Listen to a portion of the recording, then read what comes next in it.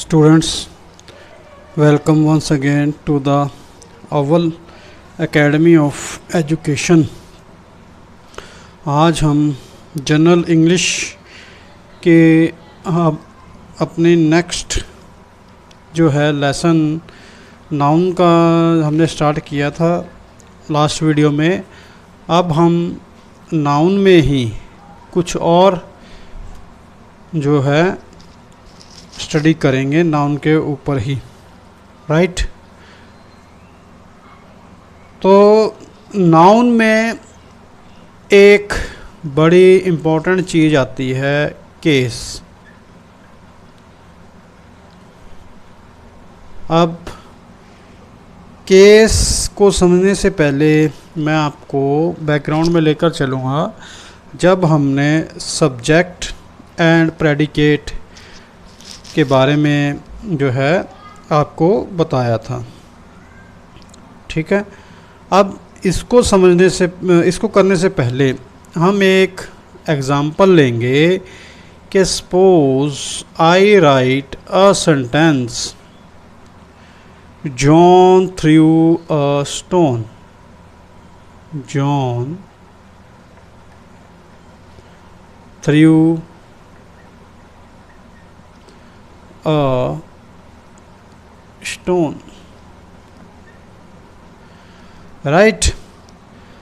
अब देखो, अगर हमने इसमें सब्जेक्ट फाइंड करना है कि तो हम हु लगाकर देखेंगे। हु थ्रू द स्टोन, हमारा आंसर मिलेगा जॉन। तो जॉन हमारा क्या हो गया, सब्जेक्ट, ठीक है, राइट। अब हमने ऑब्जेक्ट फाइंड करना है तो हम क्या लगाएंगे, जॉन ने क्या किया, व्हाट डिड जॉन थ्रू, तो जॉन थ्रू अ स्टोन। तो ये सारा जो पोर्शन हो गया, ये हो गया इसका ऑब्जेक्ट, राइट, और प्रेडिकेट। देन अब इसमें जो अब आप कहोगे कि यहाँ पे सब्जेक्ट और ऑब्जेक्ट का जिक्र क्यों, तो इस केस को समझने के लिए, जो कि एक इम्पॉर्टेंट पार्ट है नाउन का, जिस पे हम जनरली जो है छोटी क्लासेस में इसके ऊपर हम ध्यान नहीं देते, तो हमें फिर जाकर कॉम्पिटिटिव या हायर क्लासेस में थोड़ी प्रॉब्लम का सामना करना पड़ता है, राइट। तो अगर हम इनिशियली इसको समझ लें तो इट इज़ वेरी सिंपल। तो अब जो इसके केस हैं, किसके, नाउन के केस जो हैं दो तरह के हो गए, नॉमिनेटिव केस और दूसरा हो गया ऑब्जेक्टिव और एक्यूसेटिव केस, ठीक है, नॉमिनेटिव और ऑब्जेक्टिव केस। तो अब जैसे कि हमने ये एग्जांपल लिखा है कि जॉन, और इसका एक और केस बनता है पोजेसिव केस। तीन तरह के केस हो गए, नॉमिनेटिव, ऑब्जेक्टिव, पोजेसिव, राइट। तो इसमें अब हम इस एग्जांपल के थ्रू समझेंगे कि व्हाट इज़ नॉमिनेटिव केस। तो इसमें अब हमने लिखा कि जॉन थ्रू अ स्टोन। तो इसमें हमने पहले फाइंड किया सब्जेक्ट और ऑब्जेक्ट, या सब्जेक्ट और प्रेडिकेट भी बोल देते हैं ऑब्जेक्ट को, राइट। तो अब देखो इसमें nominative case,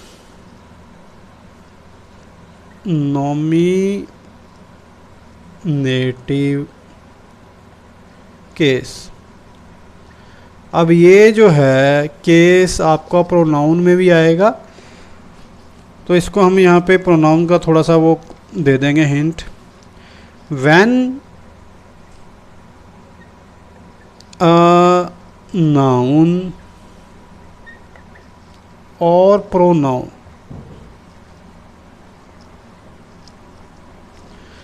when a noun or pronoun is used as the subject of a verb, it is said to be in the nominative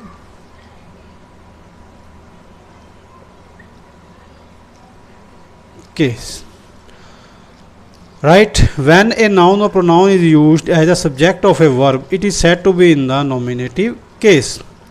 अब इस सेंटेंस को हम देखें तो यहाँ पे वर्ब क्या आ रही है, थ्रू, ठीक है, बट ये सारा पोर्शन क्या बन गया, ऑब्जेक्ट, ठीक है। और देखा जाए तो इसमें एक्चुअली जो ऑब्जेक्ट क्या है वो है स्टोन।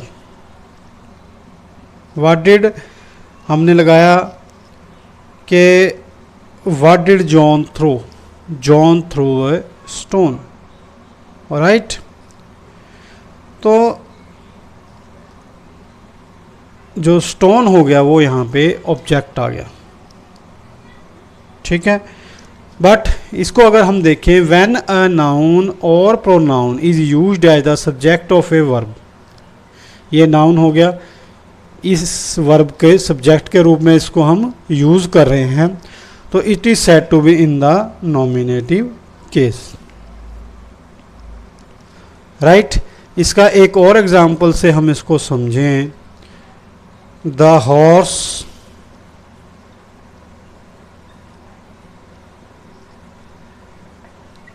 Kicked the boy. अब इसका सब्जेक्ट फाइंड करना है तो हम लगाएंगे who kicked the boy, the horse kicked the boy. तो इसका मतलब इतना पोर्शन हमारा क्या बन गया, सब्जेक्ट। ये हम यहाँ पे वर्ब हो गया, what did the horse do, kicked, kicked यानी एक्शन हुआ, वो वर्ब हो गया, राइट। तो हुम did the horse kick, the horse kicked the boy. तो ये हमारा पोर्शन आ गया ऑब्जेक्ट। तो यहाँ पे भी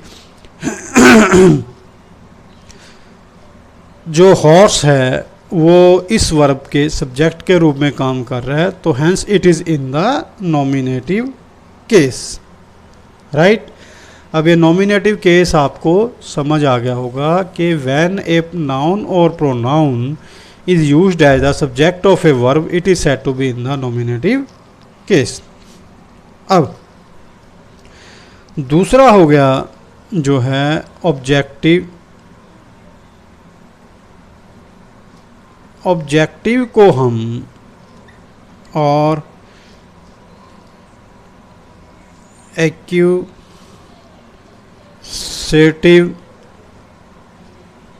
केस भी बोल देते हैं,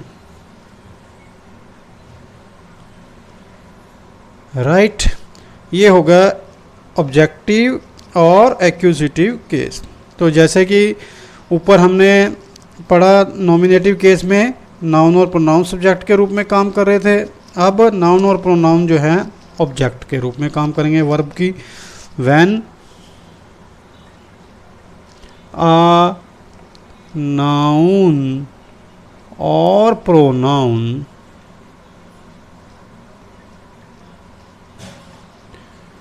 acts as the object of a verb,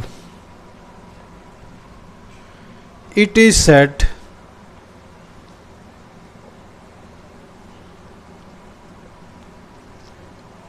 to be in the objective और एक्यूसेटिव केस, राइट। तो अब जब हमने नॉमिनेटिव केस किया में फाइंड करना था, तो हमने लगाया हु,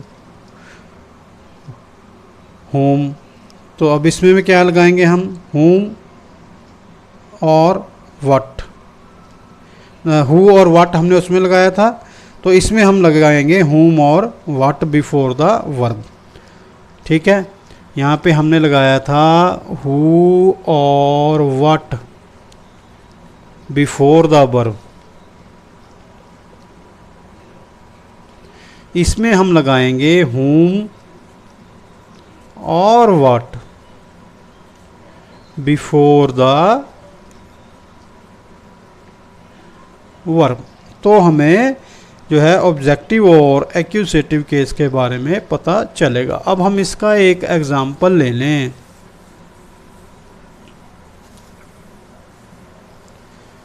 किसका? एक्यूजेटिव और ऑब्जेक्टिव केस का, राइट। तो उसी के ऊपर चलते हैं। John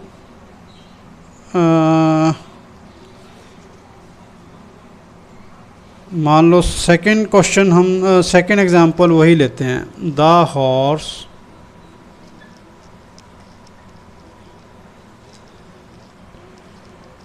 kicked the boy. अब whom did the horse kicked, अगर हम लगाएं whom did the horse kick, अगर इसको लगा के देखें हम,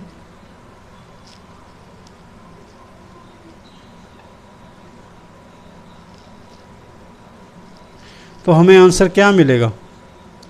the horse kicked the boy.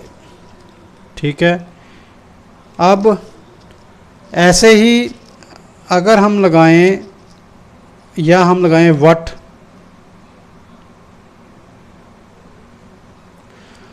लगाएं, पहले हमने लगाकर जब हमने इसको सब्जेक्ट उसमें नॉमिनेटिव केस में देखना था तो हमने who kicked the boy, the horse kicked the boy.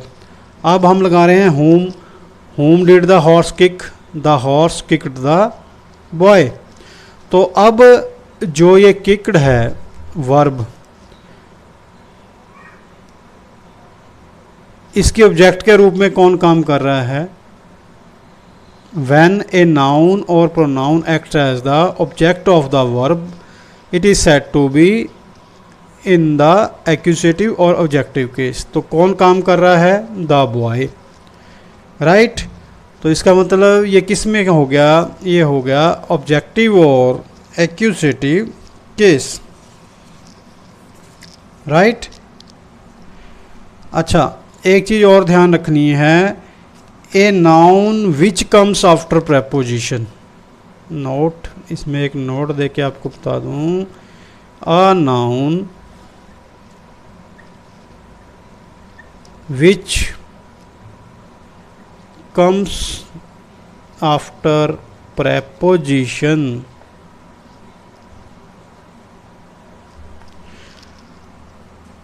is also in the accusative or objective case, right। The book, इसका एग्जाम्पल ले लें हम। The book is on the table, the book is on the table. अब इसका definition क्या थी? A noun which comes after preposition. अब ये प्रेपोजिशन क्या है इसके अंदर? ऑन। और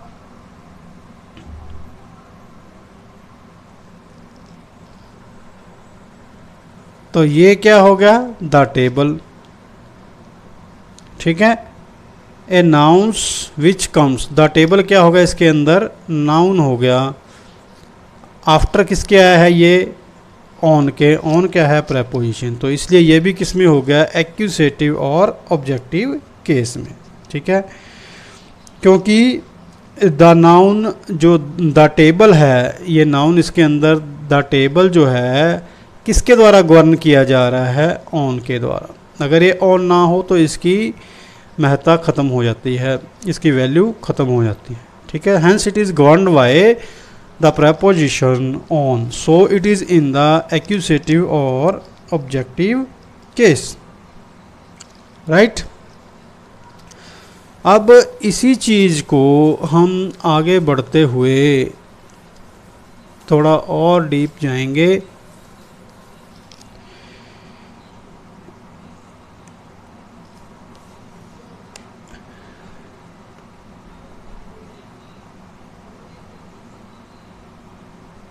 इसमें एक चीज़ याद रखनी है, the nominative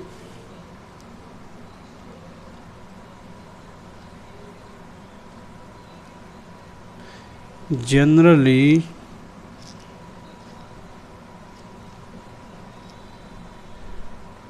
comes before the verb, ये वर्ब से पहले आते हैं generally, and the accusative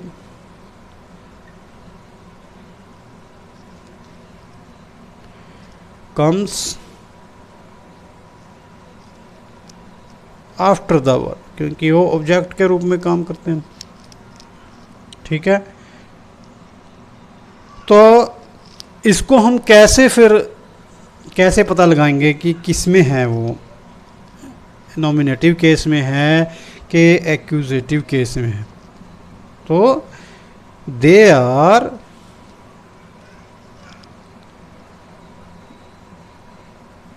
distinguished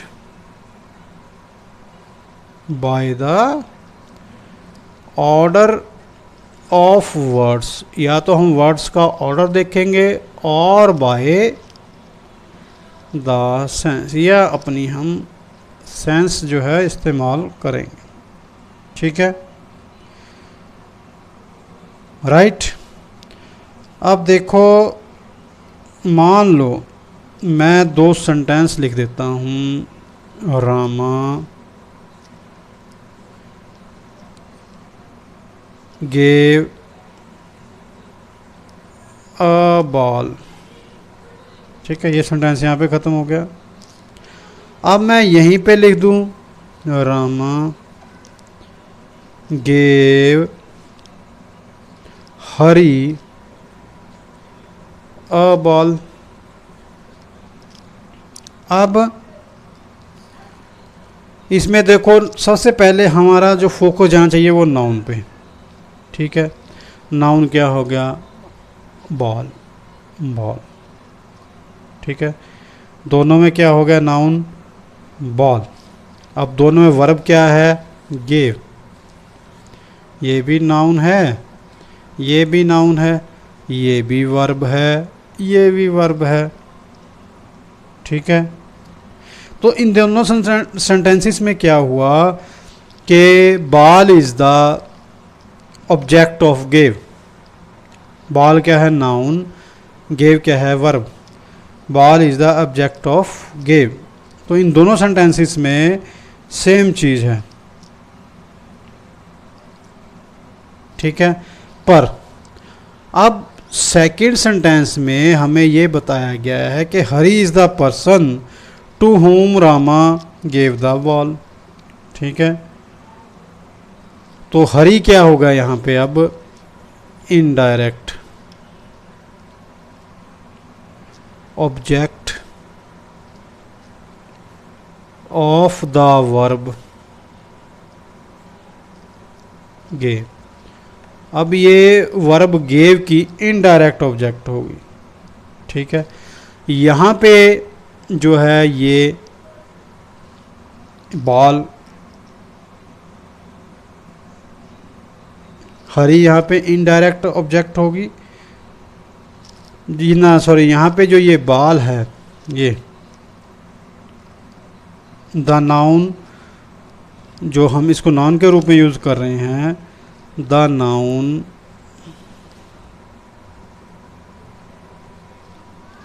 ball, मतलब जो ऑर्डिनरी ऑब्जेक्ट होगी इसको हम डायरेक्ट ऑब्जेक्ट मानते हैं, डायरेक्ट ऑब्जेक्ट, ठीक है। The ball is the direct object. अब आपको चीज़ समझ में आई?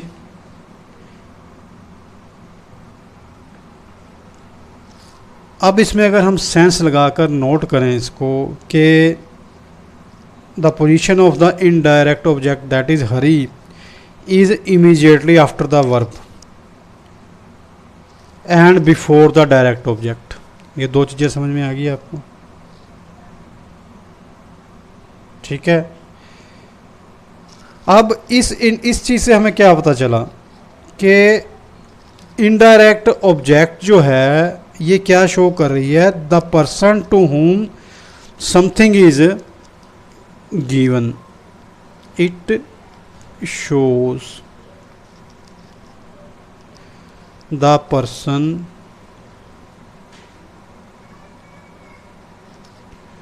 टू हुम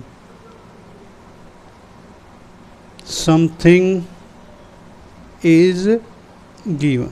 इसने हमें ये चीज़ शो कर दिया, the person to whom something is given or whom the something or for whom something is done, इसलिए ये जो है इनडायरेक्ट ऑब्जेक्ट हो गई। तो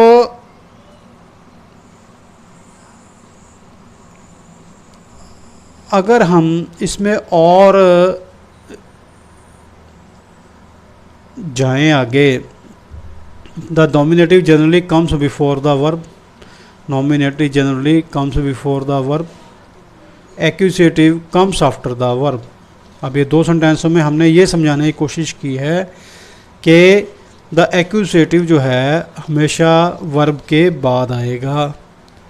इनको हम ऑर्डर से समझेंगे या by the sense of the sentence, इस चीज़ से हमें इसका पता चलेगा। ठीक है जी।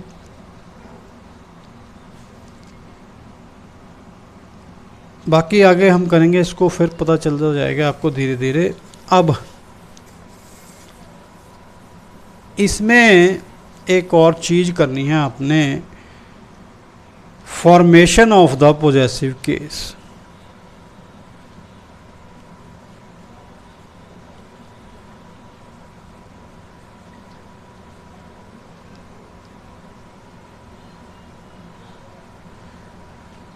अब इस पोजेसिव केस को कैसे फॉर्म करते हैं या ये कैसे बनता है? ठीक है, कि मान लो हमने एक चीज़ नोटिस करी कि व्हेन द नाउन से ही शुरू हुआ, इसको हम when the noun is singular. ठीक है,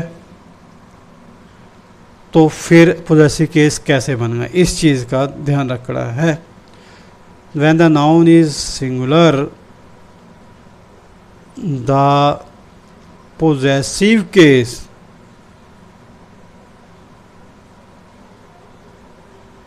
is formed by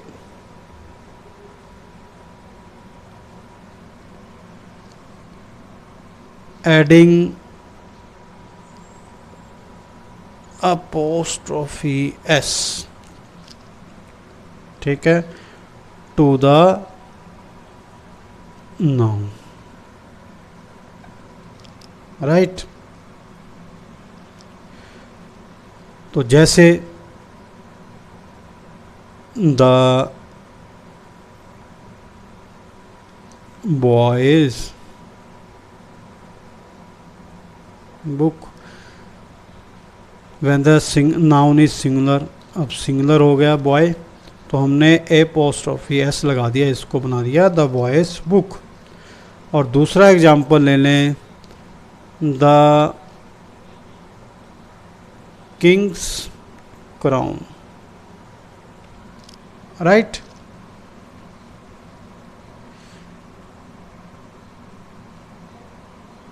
अब दूसरा जो हो गया, when the noun is plural,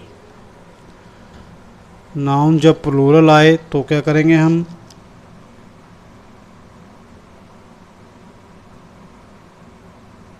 तो इसमें अब ध्यान रखना है आपने, यहाँ पे लगाया था हमने अपोस्ट्रोफी एस, तो यहाँ पे सिर्फ लगेगा एन अपोस्ट्रोफी, मतलब सिर्फ कॉमा ही आएगा ऊपर, इसमें एस नहीं आएगा। अब देखो एग्जाम्पल, बॉयज़ प्लूरल हो गया, ठीक है, तो यहाँ पे सिर्फ अपोस्ट्रोफी ही आएगा, मतलब कॉमा ही आएगा, अ बॉयज़ स्कूल। मतलब इसको अब एस लगा के और कॉम्प्लिकेटेड मत बना देना, ठीक है। जैसे और एग्जांपल लो, गर्ल्स, अब यहाँ पे एस आ गया, सिर्फ अपोस्ट्रोफी, गर्ल्स स्कूल, ठीक है जी। It is a very common mistake, और एग्ज़ाम में भी ये आती है, इसके ऊपर ज़रूर क्वेश्चन डलता है, ठीक है। अब एक और चीज़ जो आपने नोटिस करनी है कि when the noun is plural, when the, इसको फिर लिख लेते हैं हम, when the noun is plural,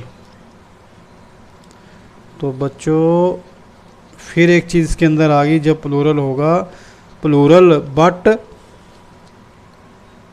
does not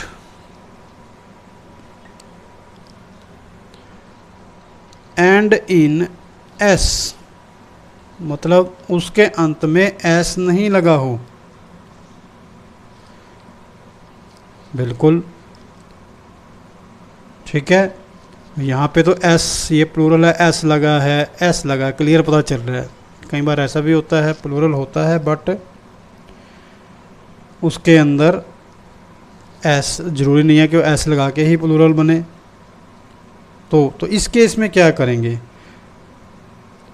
तो देखिए इस केस में क्या करेंगे, मान लो आ जाए मैन, अब मैन प्लूरल है, इसके बाद में एस नहीं लगा, तो यहाँ पे हमने क्या लगाना है फिर, men's apostrophe S, men's club, ठीक है। एक और एग्जांपल ले, चिल्ड्रन, चाइल्ड से बन गया चिल्ड्रन प्लूरल, अब एस कहीं नहीं लगा इसके अंदर, तो फिर अपोस्ट्रोफी एस आना जरूरी है, चिल्ड्रंस बुक्स, ठीक है। तो अब प्लूरल में आपने दो चीज़ें क्लियर रखनी है अपनी, जब एस आए तो सिर्फ अपोस्ट्रोफी आएगा यानी कॉमा आएगा, जब एस ना आए प्लूरल हो तो उसको अपोस्ट्रोफी एस लगाना है, राइट।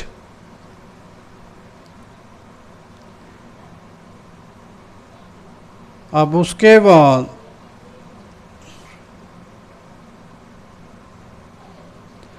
के एक और चीज़ लिखनी है कि when two nouns, when two nouns are in opposition,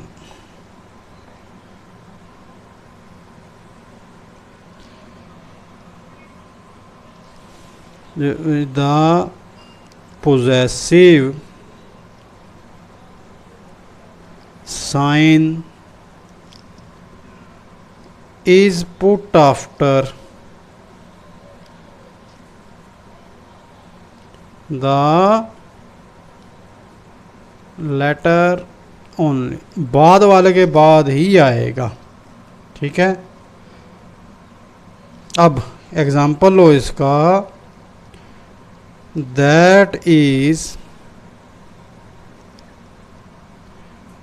Tagore, the poet's house। अब दो नाउन्स क्या हो गए इसके अंदर, एक तो हो गया टैगोर, दूसरा हो गया द पोएट। ठीक है, दोनों अपोजिशन में हो गए। तो जो बाद का कौन सा नाउन है, पोएट, तो उसके ऊपर हमने अपोस्ट्रोफी एस यानी पोजेसिव केस का साइन क्या है, अपोस्ट्रोफी एस या अपोस्ट्रोफी, तो वो लगा दी। ठीक है, बाद वाले उसके। ठीक है, दोनों में नहीं लगाना, that is Tagore's the poets house. अगर ये दोनों पे लगाया है तो ये एरर है, कॉमन एरर है, ब्लंडर है, ये आपका नेगेटिव में जाएगा एग्ज़ाम में।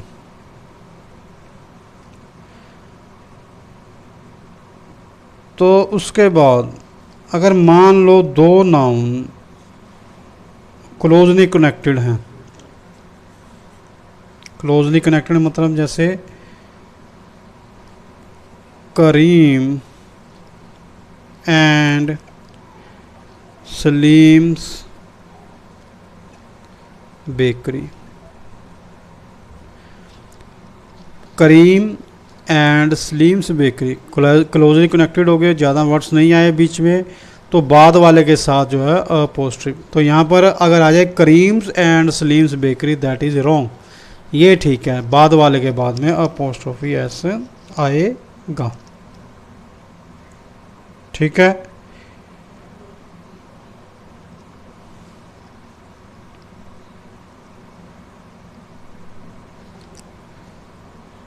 अब उसके बाद ये तो हो गया, हमने सीखा formation of the possessive case. इसके बाद हम नेक्स्ट चीज़ जो इस केस के उसमें करेंगे कि use of possessive case.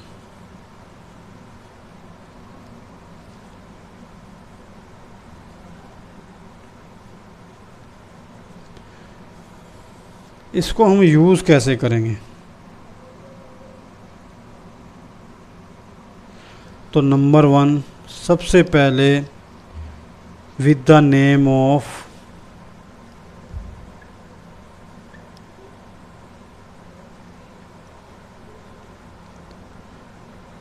Living things. ठीक है, जैसे the governors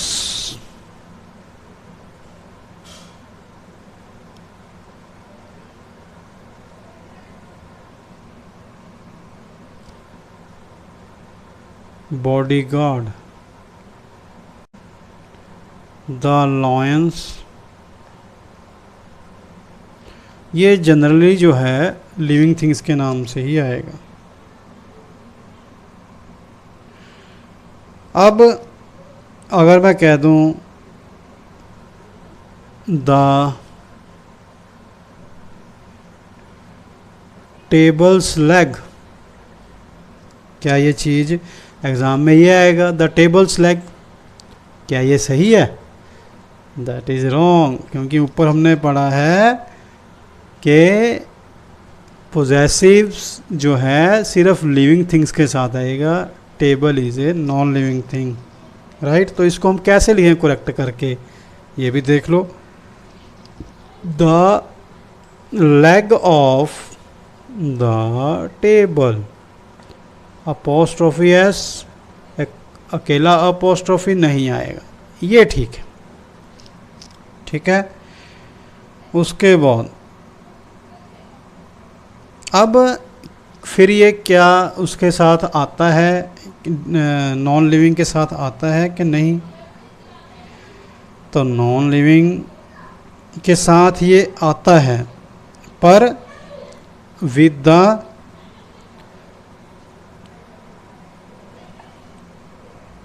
names of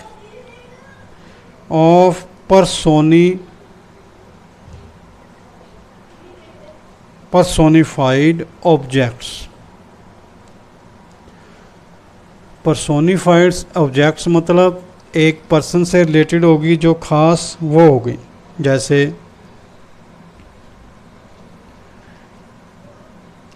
India's heroes,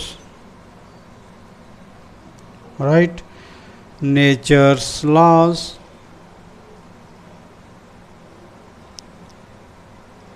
personified हो गया, यहाँ पे नेचर पर्सोनिफाइड हो गया, यहाँ पे इंडिया पर्सोनिफाइड हो गया, या फॉर्च्यून्स फेवरेट। ठीक है, तो ये सारे नॉन लिविंग में आ जाते हैं, बट ये पर्सोनिफाइड है। ठीक है, ये फ्रेजेस में भी हम इसको यूज़ कर लेते हैं, जैसे at his fingers ends, phrases में।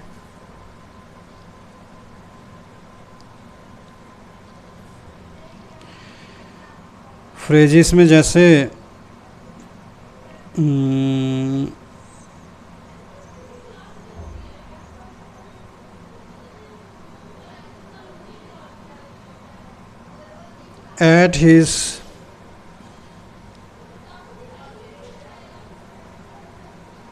at his fingers ends। ठीक है, ये फ्रेज होगी।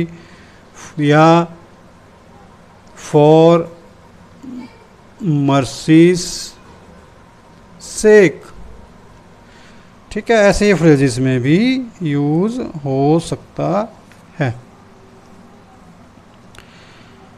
अब उसके बाद जो मैंने बीच में एक शब्द यूज़ किया कि nouns in,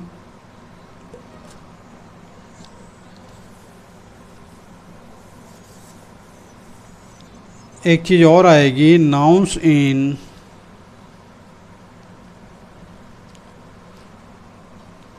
opposition.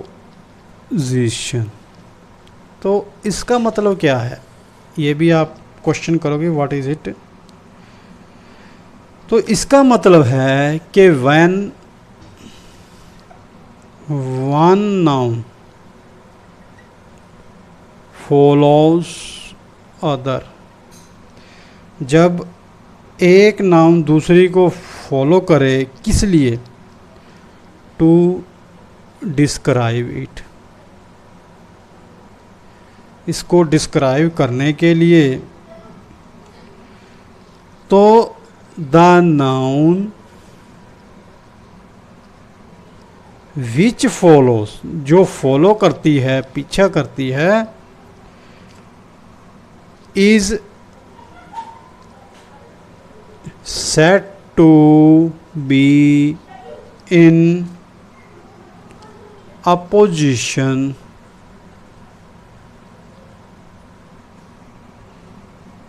to the noun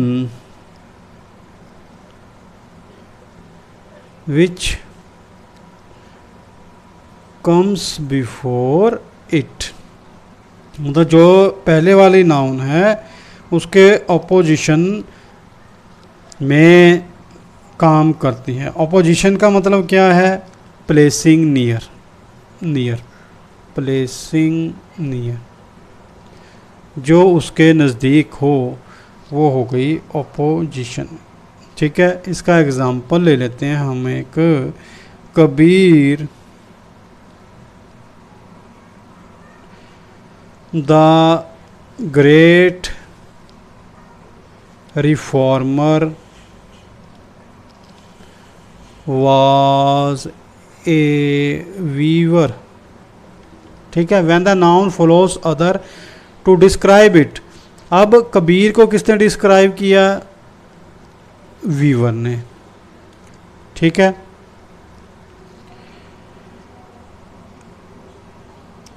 तो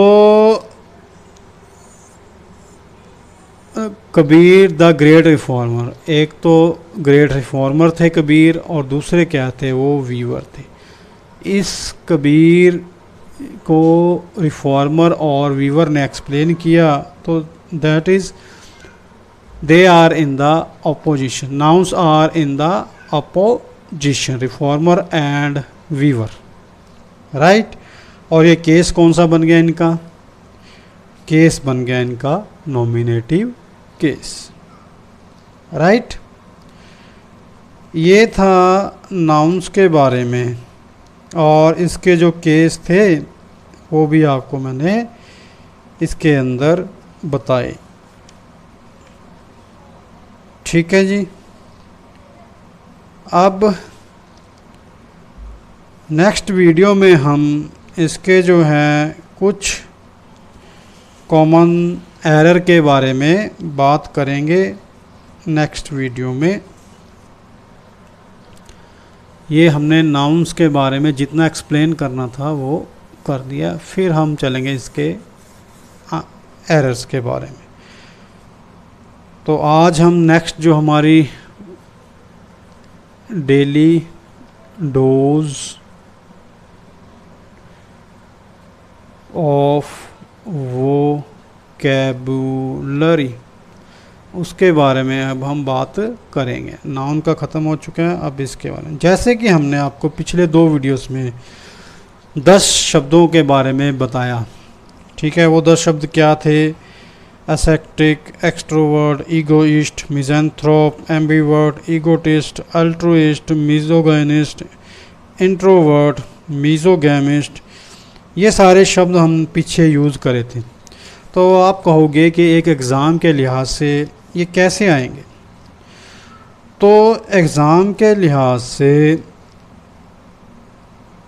इनको हम जैसे वन वर्ड के रूप में भी आ सकते हैं। जैसे number 1, who lives a lonely austere life। ठीक है, उसको अगर आपने एक शब्द देना है तो आप क्या दोगे? तो आपने पढ़ा है, आपको समझाया था, लोनली लाइफ वाला बंदा कल ही पिछले वीडियो में ही बताया था, वो कौन होता है? असेप्टिक। राइट। अब एग्ज़ाम में आएगा हु लिव्स एन ऑस्टियर या ऑस्टियर और लोनली लाइफ। तो इसके नीचे आपको 4 ऑप्शन आ गए, उसको आप क्या कहोगे? मिज़ोगैमिस्ट मान लो, उन्हीं में से ले लें। दूसरे नंबर पे आ गया असेप्टिक।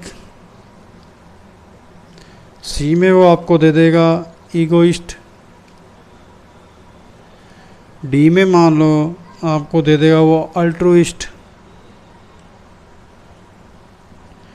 ई में आ जाएगा नन ऑफ दी अबव। ठीक है, अगर जिसने पढ़ा है, समझा है, वो सीधा कहेगा जी हमारा आंसर बी है, असेप्टिक। यहाँ पे डाल देगा वो बी। राइट, काला कर देगा, जो डॉट है उसको ऐसे दिया है, बी काला कर देगा उसको। राइट, ऐसे क्वेश्चंस डलेंगे। अब ऐसे ही हु हेट्स मैरिज,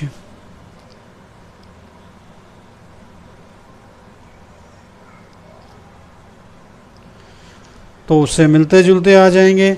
जिन्होंने पढ़ा है वो सीधा समझा है, हमारे वीडियो को देखा है, मिज़ोगैमिस्ट इसका आंसर है। तो ऐसे क्वेश्चंस डल सकते हैं, या फिर ये येस और नो के उसमें आ सकते हैं, ये टाइप में, जैसे येस और नो, मतलब आंसर इसका येस नो। तो आप लिखोगे इज़, क्वेश्चन के फॉर्म में इसको, इज़ एन ईगोइस्ट सेल्फिश। क्या ईगोइस्ट बंदा सेल्फिश भी होता है? तो ए में आ जाएगा यस, बी में वो दे देगा नो, सी में दे देगा वो आइदर यस और नो, डी में दे देगा ये बोथ यस, ई में दे देगा वो बोथ यस एंड नो। ठीक है, ई में दे देगा वो नन ऑफ द अबव। अब आपने ईगोइस्ट के बारे में मैंने बताया था, बंदा सेल्फिश होता है, तो आप सीधा आंसर दे दोगे उसका जी यस है, यहाँ पे आंसर डाल दोगे आप ए यस। इस फॉर्म में भी वो आ सकता है क्वेश्चंस।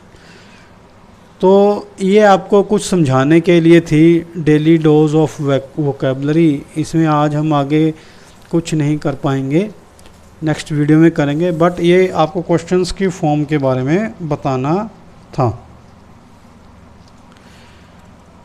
राइट, ये ऐसे क्वेश्चंस वोकेबलरी के जो हैं वो आ सकते हैं, इसलिए इनको आप ध्यान से जो है करते जाइए। कम से कम हर एक वीडियो में हम 5-5 शब्द करेंगे, तो करते करते ये ग्रामर भी हमारी साथ चलती जाएगी और बेसिक ग्रामर भी क्लियर हो जाएगी, और ये वोकैब भी जो है हमारी क्लियर होती जाएगी, हमारा शब्द ज्ञान जो है वो बढ़ता जाएगा। That's it students for today's video. अगर आपको अच्छा लगे तो इसको शेयर कीजिए, सब्सक्राइब कीजिए, लाइक कीजिए और दूसरे बच्चों को भी इसके बारे में बताइए, ताकि उन्हें भी इसके बारे में समझने में आसानी रहे और वो इंग्लिश का जो है अपना बेसिक क्लियर कर सकें कॉम्पिटिटिव पॉइंट ऑफ व्यू से। Goodbye till the next video. अगले वीडियो में मिलेंगे नेक्स्ट टॉपिक के साथ। Till then goodbye, thanks.